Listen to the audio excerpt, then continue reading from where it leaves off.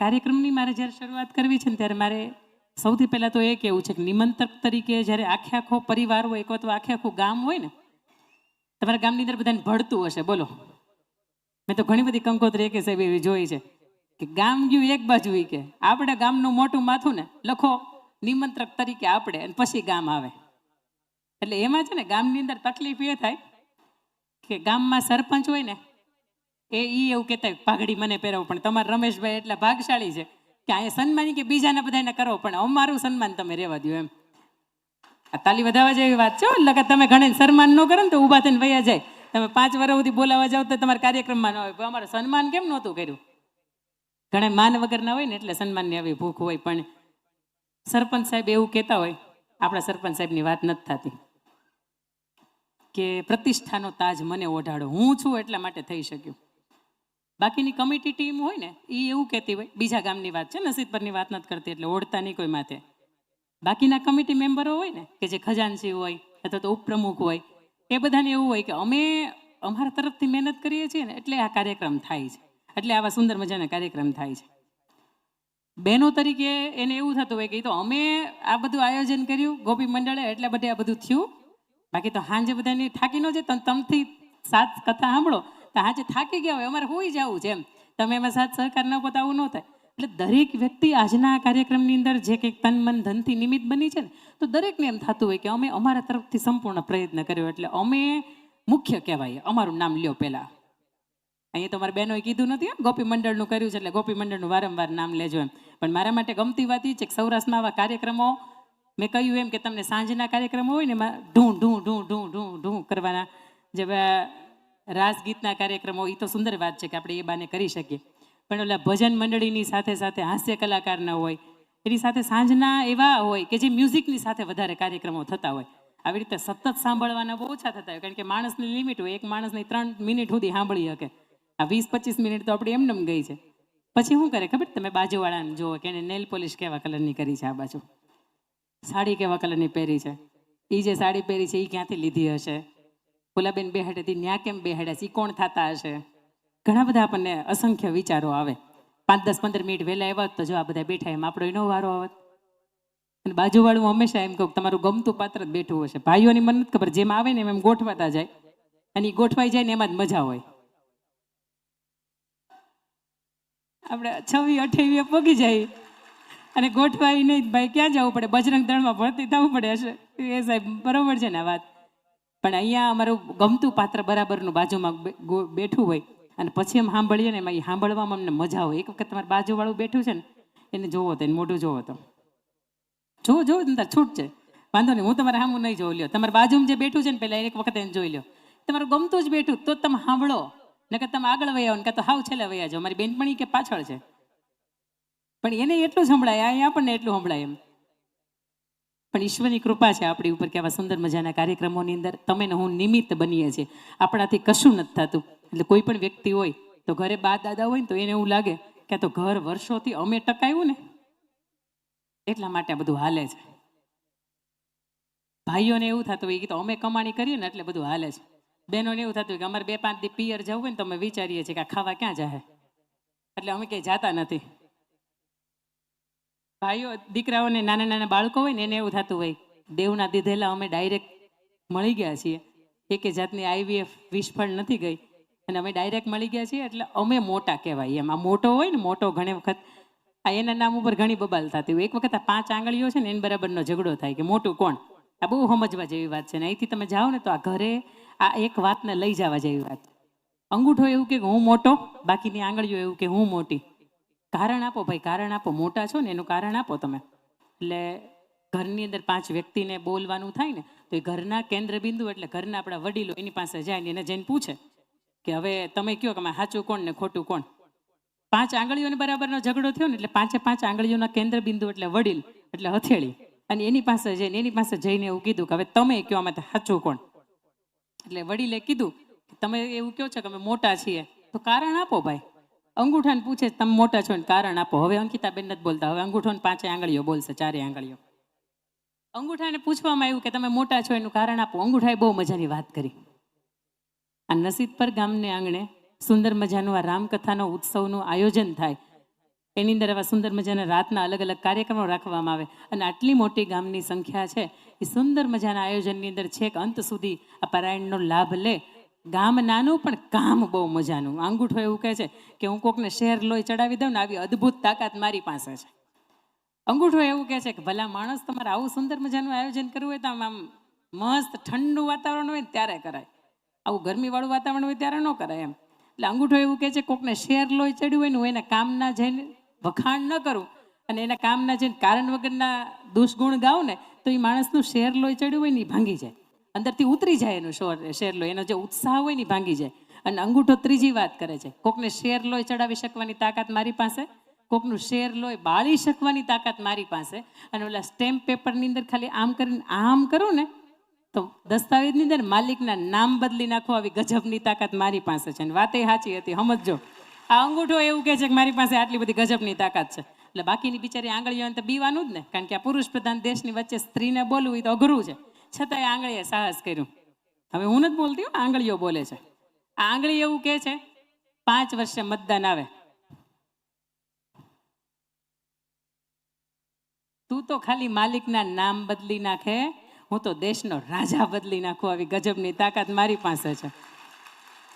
હવે આમાંય તમે તાલી પાડી હતી એટલે આ મોટો છે, તમે આમાંય તાલી પાડી, હવે આ મોટો, આ મોટી છે. વધી ત્રીજી આંગળી તરત એમ થયું સાઈઝ જો. પણ એને ખબર નથી ને આપણે ગુજરાતમાં કહેવત છે, બોલો મોટા એટલા, આ નસીબ પર ગામ બોલે, અંકિતાબેન મુલાણી બોલતા નથી, પછી માફી મગાવવાની આપણને પોહાય નહીં ને મોટા એટલા ખોટા. હવે તમે બોલ્યા એટલે મને બોલવામાં વાંધોય નથી. ઘણા આ મંચ છે ને, આ મંચ એવો છે કે મંચ ઉપર સામે તમે બેઠા હોય ને માઇક હાથમાં આવી જાય એટલે એ મોટા મોટા બણગા ફૂકે ભાઈ. અડધી રાતે જરૂર પડી તેથી મને કહે છે ને હું તમારો જ છું ને તમે મારા જ છો ને, તમે ફોન કરો ને તો એ કંપનીવાળા એવું બોલતા હોય કે જે તમે નંબર ઉપર ફોન કરો છો ને એ ફોન 2-3 મહિના નંબર 3 મહિના પહેલા બંધ થઈ ગયો છે. એટલે એ માણસ ખાલી કહેવાના જ મોટા હોય, પણ તમને અહીંયા જે દાતાશ્રીઓ, તમને જે કમિટીના મેમ્બરો, હરિગોવિંદ કાકાને કેટલા ઓળખે છે? હાથ ઊંચો કરજો ને. તમે તમારું ગામ છે એટલે પહેલા તમે ન ઓળખતા હોય તો હું ઓળખું. એના દીકરા આખો પરિવાર ક્યાં આફ્રિકા રહે છે. હા બોલો, ટિકિટ નક્કી થઈ ગઈ હતી જવાની. એને ખબર પડી ને કે આવો સરસ મજાનો સુંદર મજાનો કથા યજ્ઞ, આવો સરસ મજાનો પારાયણ છે. ટિકિટ બોલો કેન્સલ કરી નાખી 2-2.5 લાખ રૂપિયા. તમે હું જવા દઈ, ખીચામાં જવા દઈ. આજનો આ સુંદર મજાના કાર્યક્રમ તમારા માટે કેટલા મહત્વના છે એટલે સમજી શકાય. જે માણસ વિદેશ જવાની પોતાની 2-2.5 મહિનાની 2-2.5 લાખ રૂપિયાની ટિકિટ કેન્સલ કરી નાખતું હોય એટલે સમજી શકાય કે આજના કાર્યક્રમો કેટલા મહત્વના હોય. પણ આને મોટા કહેવાય હે, દિલથી. અને આ વ્યક્તિ એવું ત્યાંથી આવીને કહે ને કે અંદર તમારે અડધી રાતે કામ પડે ત્યારે મને કહેજો, હું ઊભો છું સાહેબ, આને મોટા કહેવાય. અને અમે વિશ્વની ઘણી બધી સંસ્થાઓની સાથે જોડાયેલા, પણ અડધી રાતે કોકનો 3 વાગે ફોન આવ્યો હોય ને તો એ માણસને તો ઊંઘ ઉડી જાય, પણ હારે એ ફોનની કથા સાંભળ્યા પછી અમારી ઊંઘ ઉડી જતી હોય. આવો માણસ હોય ને એને દિલથી મોટો કહેવાય. આનું ખોરડું કદાચ ભલે નાનું હોય, આનો આવકારો બહુ મોટો હોય, અને આને ખોરડે તમે જાઓ ને તો તમને અંદરથી ટાઢક વળે. તમને એમ થાય કે નહીં, એ માણસના કામ બહુ બરાબર ના. બાકી માણસના વખાણ થાય પણ ક્યારે ખબર?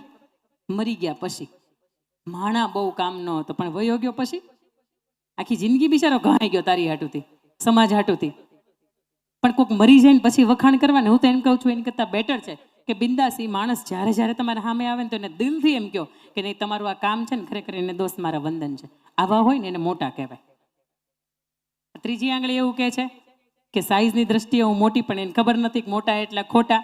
એની પછીની વૈધી આ આંગળી, આ સમજવા જેવી છે. 5 આંગળીઓની વાત છે ને, બહુ તમને જલ્દીથી સમજાશે. ચોથી આંગળી વૈધી. ચોથી આંગળી એમ કીધું મોટી તો હું છું. કારણ આપો ભાઈ, કારણ આપો. બધાને કારણ આપવાનું, બધા વ્યક્તિએ કારણ આપ્યું. એટલે આ આંગળી એવું કીધું. અંગૂઠાએ શું કીધું તું? જમીનની અંદર કે દસ્તાવેજની અંદર માલિકના નામ બદલી નાખો, આવી ગજબની તાકાત મારી પાસે છે. આંગળી એવું કીધું દેશનો રાજા બદલી નાખીશ. આંગળીને તે ખાલી કહેવાના જ મોટા હતા.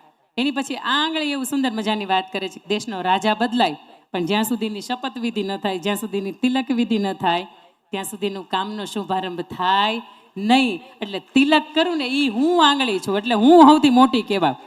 કારણ કે તમે કોઈ પણ વ્યક્તિ આવે છે, તમારા મહેમાન થાય છે તો એને તમે તિલક કરો, અથવા તો કોઈ પણ વ્યક્તિ એનું શુભ કાર્ય કરવાની શરૂઆત જ્યારે કરી રહ્યો હોય ને ત્યારે તમે એનું તિલક કરો, પછી એની વિધિ થાય. હમણાં બંગાળની અંદર આપણે આખી સીટ આપણી આવી ગઈ, ચલો, પણ જ્યાં સુધીની તિલક વિધિ ન થાય ત્યાં સુધી એના સીએમ સાહેબ થોડું કંઈ કામ કરી શકે.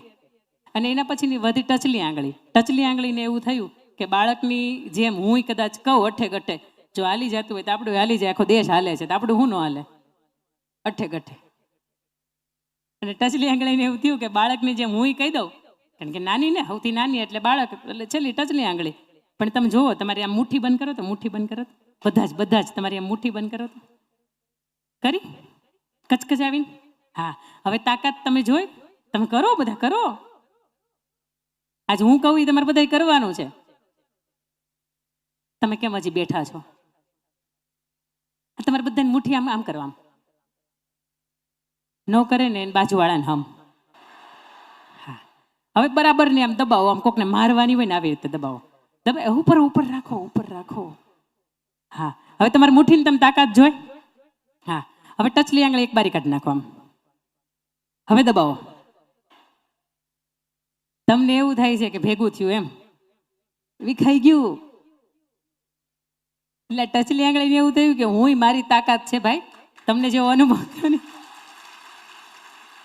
હું કહું કે મોટી હું છું, મને તાજ પહેરાવો, મને સરપંચ સાહેબ કયો ભાઈ.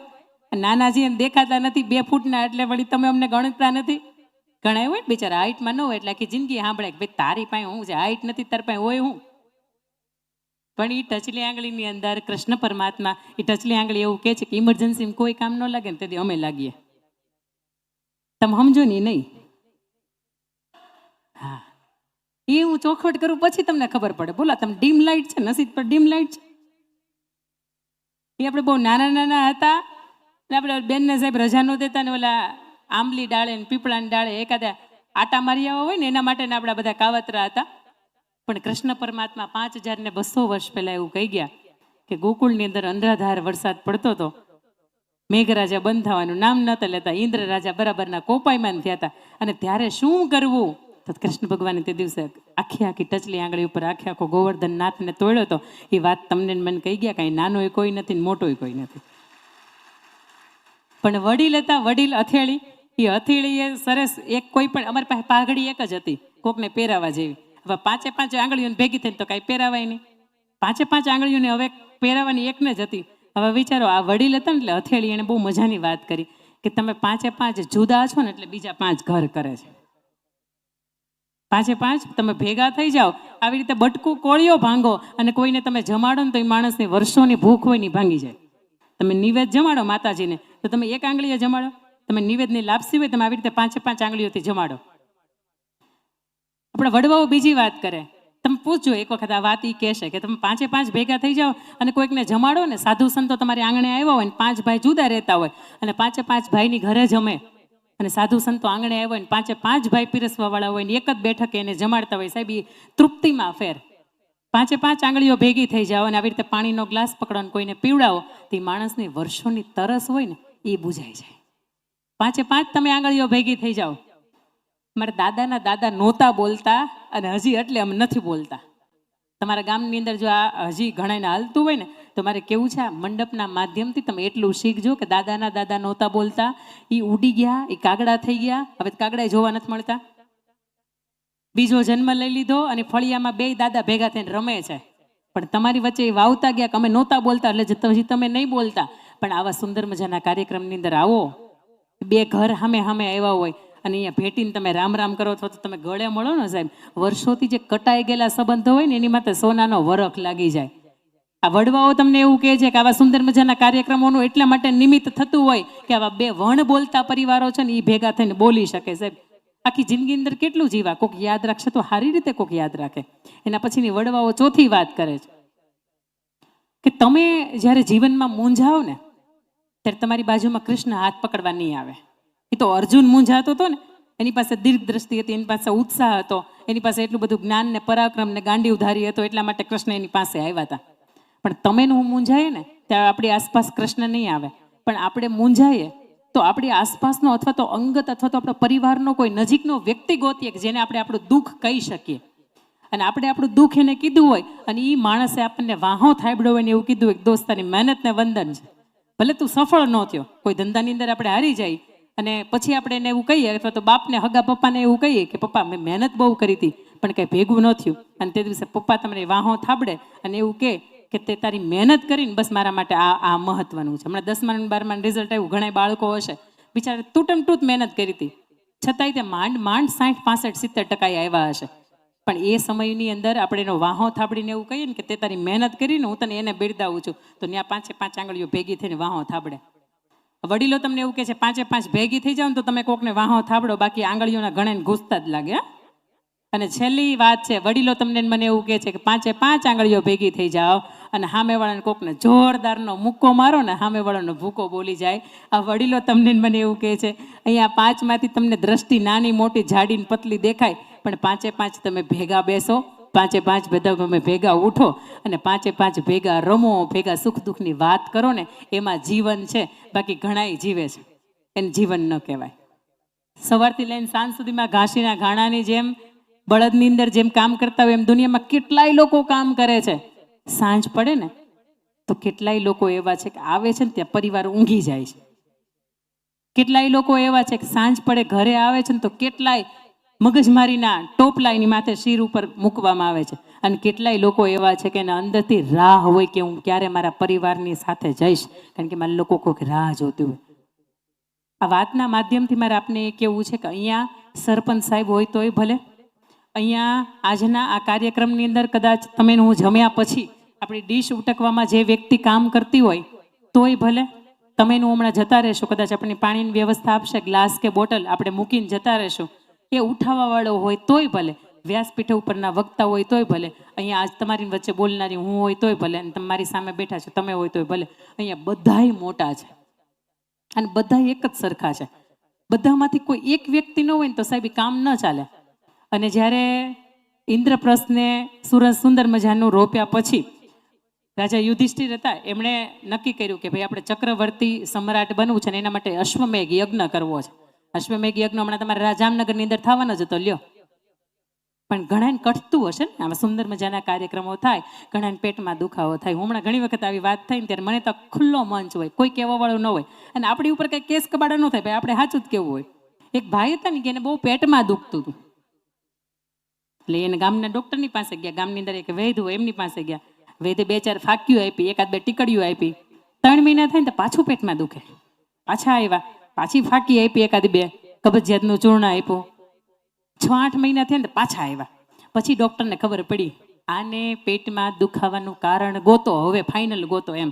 એને કંઈ MRI રિપોર્ટ કરાવવાના નહોતા, પણ ડૉક્ટરે પછી પૂછ્યું સાચું બોલ, સાચું બોલજે. હું તને એટલે નાનપણો હતો ને, તું નાનો તે તું ઓળખું છું, હું તારા ગામની અંદર વેચ છું ને, 35 વર્ષ થયા, તને પેટમાં હેનું દુખે છે. અને પછી ઓલો ભાઈ માણસ બોલે છે 3 મહિના થાય ને કે તે અમારા ગામની અંદર અવેડા બંધાય, અવેડા બંધાય. 6 મહિના નો થાય ને તે અમારા ગામના ગેટ બંધાય. વરદી નો થાય ને ત્યાં આવી કથાઓ થાય. પેટમાં ન દુખે ને શું થાય હોય? હા, તમને એમ થાય કે આવું સુંદર મજાનું કામ કરીને ગામની અંદર પેટમાં દુખતું નહીં હોય? 1-2-5% વર્ગ આવો હોય કે તમે ગમે એવું સારું કામ કરો સાહેબ, એનો પેટમાં દુખાવો જાય નહીં.